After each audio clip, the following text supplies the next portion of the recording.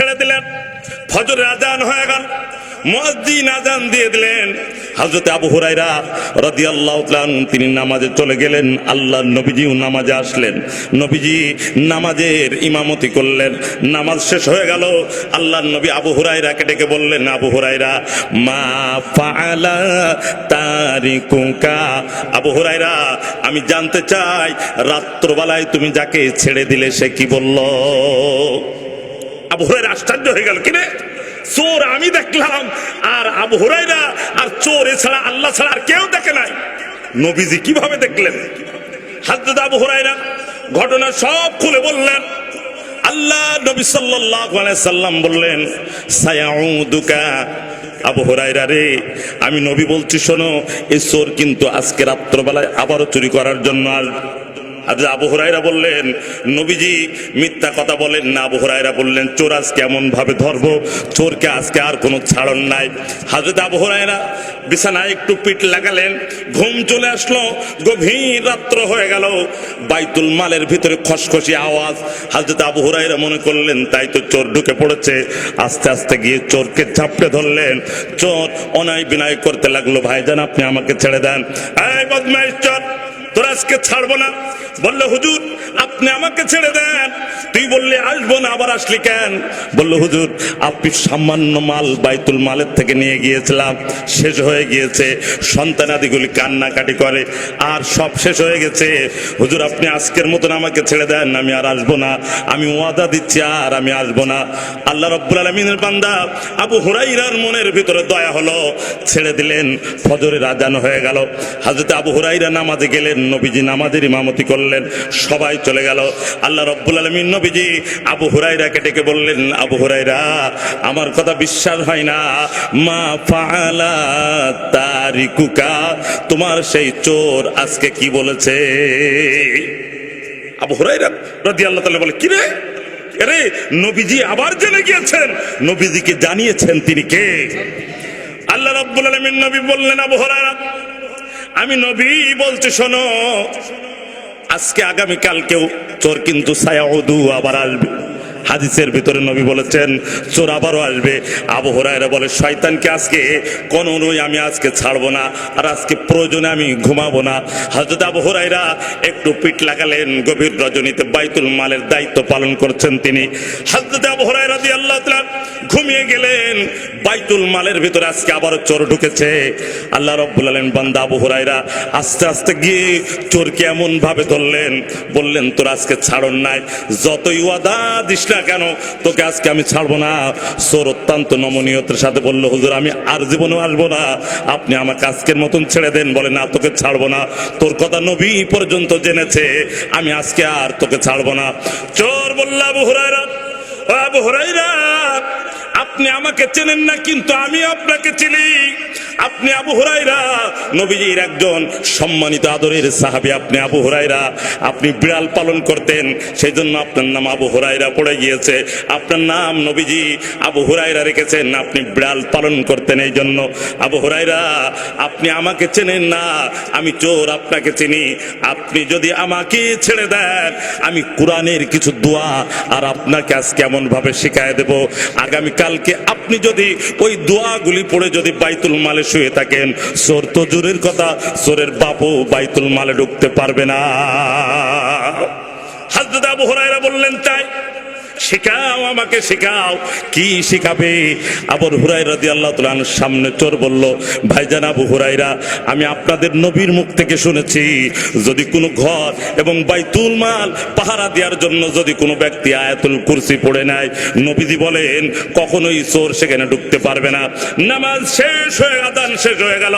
হযরত আবু হুরায়রা নামাজের ভিতরে চলে গেলেন। ও বন্ধুগণ আমার, আল্লাহর নবী নামাজের ইমামতি করলেন। মুসল্লিরা সাহাবায়ে কিরাম যার যার কাজে নিয়োজিত হয়ে গেলেন, সবাই চলে গেলেন। আল্লাহ নবী ডাকলেন, আবু হুরায়রা আমি নবী, তোমাদের ঘটনা, রাত্রবেলার ঘটনা আমাকে আল্লাহ সব জানিয়ে দিয়েছেন। আবু হুরায়রা রে, সব আমি নবীজি জেনে গিয়েছি। আবু হুরায়রা, আল্লাহ নবী বললেন সাদাকা কাযুবুন, ওই ব্যক্তি সত্য বলেছে, তবে ওই লোকটা কিন্তু মিথ্যা। আবু বকর রে, ওই লোকটা পৃথিবীর কোন লোক নয়, ও হলো জিন, একজন শয়তান। আয়াতুল কুরসি আজকে তুমি তেলাওয়াত করবে রাত্রবেলায় বাইতুল মালের দরজায়। নবী বললেন চোর আর বাইতুল মালের ভিতরে ঢুকতে পারবে না। অতএব কোন কোন সূরার কোন কোন আয়াতের অনেক তাৎপর্য আছে, তবে ইখলাসের সাথে পড়তে হবে। ইখলাসের সাথে না পড়লে কিন্তু আমল হবে না। কোন কোন সাহাবী ওনারা বলতেন, আরে বিষের বোতলে মানুষ মারে, মানুষকে মেরে ফেলায় তোমাকে কে বলেছে? বিষ খেলে মানুষ মারে কে বলেছে? একজন সাহাবী বললেন, আমি বিশ্বাস করি না, মানুষকে মেরে দেন আল্লাহ, বিষের শক্তি নাই। বলে তাই? বিষের বোতল হাতে নিয়ে ঢক ঢক ঢক ঢক করে পান করেছে। তার একই ছিল, এতে কোনোদিন মৃত্যু আল্লাহ পাক দেবে না। এই সাহাবীকে আল্লাহ পাক মৃত্যু দেন নাই, জোরে বলে সুবহানাল্লাহ। বিষ তাকে মউত দিতে পারে নাই। অতএব আমি বলছিলাম কোন কোন সূরার কোন কোন আয়াতের অনেক ফজিলত আছে।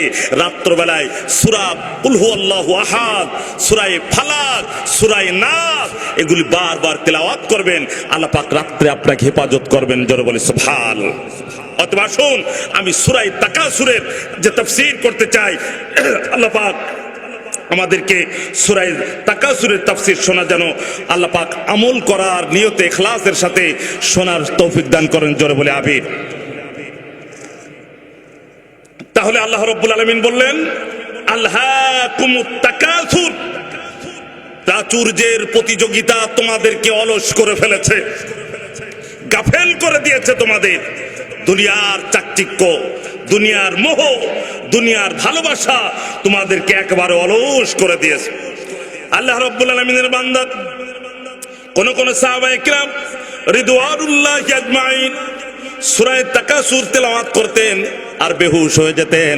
কোরআনে কারিমের অসংখ্য আয়াত তানারা তেলাওয়াত করে বলতেন, হাযিহি জাহান্নামুল্লাতী কুনতুম তুআদুন। আল্লাহ রাব্বুল আলামিনের বান্দারা এই কোরআনের আয়াতগুলি বারবার তেলাওয়াত করতেন আর বেহুশ হয়ে যেতেন। তাকাসুরের ভিতরে আল্লাহ রাব্বুল আলামিন কবরের আলোচনা তুলে ধরেছেন। আল্লাহ রাব্বুল আলামিন বলেন, হাত্তা যুরতুমুল মাকাবিরা, তোমরা প্রাচুর্যের প্রতিযোগিতা করবে অতদিন পর্যন্ত যতদিন না পর্যন্ত তোমাদের কবরে জায়গা হবে না।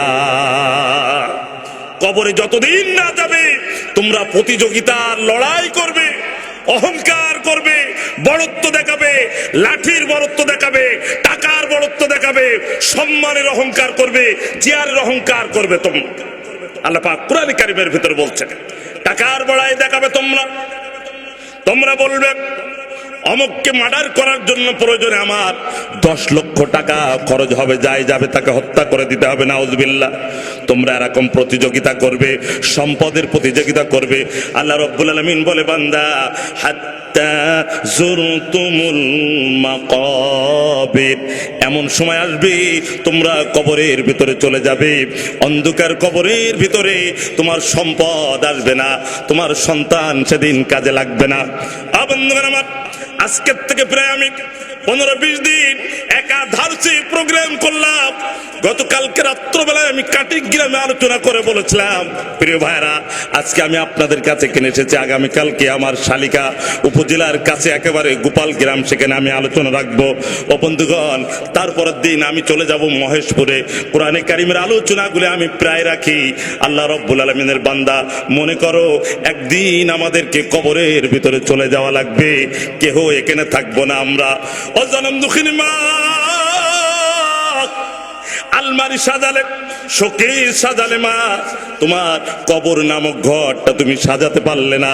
তোমার হাত পার গহনাগুলি তুমি কত সুন্দর করে সাজালে, তোমার স্বামীকে কত চাপ দিয়ে আংটি বানিয়ে নিলে, চেইন বানিয়ে নিলে, ও জনম দুঃখিনী মা কানের দুল বানিয়ে নিলে, কিন্তু কবরের ভিতরে ঘরটাকে সাজানোর জন্য তুমি কোনো প্রস্তুতি নিলে না। আল্লাহ রাব্বুল আলামিন বলেন, ওয়া ইন্না আলাইকুম লাহাফিদিনা কিরামান কাতিবিনা ইয়ালামুনা মা লা তাআলামুন। আওয়াজ দিয়ে বলুন আল্লাহু আকবার। আল্লাহ বলেন, হে বান্দা বান্দি, তোরা যা করিস সব আমি আল্লাহ রাব্বুল আলামিন কিরামান কাতিবিন দিয়েছি, তারা সব লেখে লেখে সব। রাত্রবেলায় তোরা যা করিস সব তোদের লেখা হয়, দিনের বেলায় তোরা যা করিস সব তোদেরকে লেখা হয়। এই কবর নামক ছোট্ট ঘরের ভিতরে তোদের আশা লাগবে। আল্লাহ রাব্বুল আলামিন বলেন, তোরা প্রাচুর্যের প্রতিযোগিতা আর করিস না, সম্পদের প্রতিযোগিতা আর করিস না, অর্থের প্রতিযোগিতা তোরা করিস না, তোরা ইমানের প্রতিযোগিতা কর, ইসলামের প্রতিযোগিতা কর। আল্লাহ রাব্বুল আলামিন বলেন, ইমানের প্রতিযোগিতা করে দুনিয়ার থেকে যদি তোরা আমি আল্লাহ রাব্বুল আলামিনের কবরের ভিতরে তোদের নির্দিষ্ট ঘরের ভিতরে যদি আসিস, আমি আল্লাহ রাব্বুল আলামিন ইমানের প্রতিযোগিতার কারণে আমি আল্লাহ পাক তোদের কবরটাকে জান্নাতের বাগান বানিয়ে দেব, জান্নাতের বাগান বানিয়ে দেব। আরে আর আজকে আমরা অর্থের প্রতিযোগিতা করি, সম্পদের প্রতিযোগিতা করি, চেয়ার দখল করার প্রতিযোগিতা করি, চেয়ার দখল করার জন্য, ক্ষমতার জন্য। এই ক্ষমতা চিরস্থায়ী ভাবে থাকবে না, থাকবে না, থাকবে না।